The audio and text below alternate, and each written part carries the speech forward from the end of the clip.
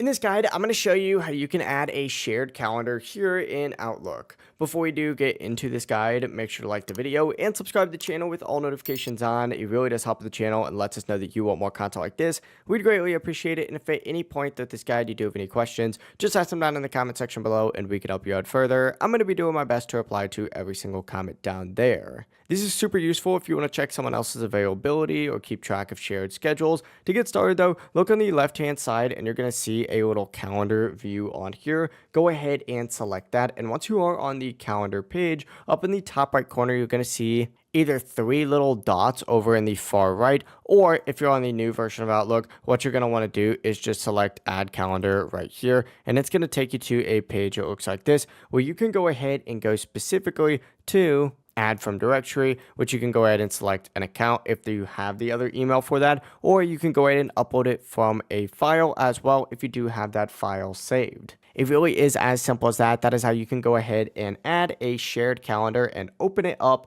here in Outlook. If you do have any questions, just ask them down in the comment section below and we can help you out further. I'm going to be doing my best to reply to every single comment down there. Before you do leave this guide though, make sure to like the video and subscribe to the channel with all notifications on. It really does help us out and lets us know that you want more content like this. We'd greatly appreciate it. Have a great rest of your day though.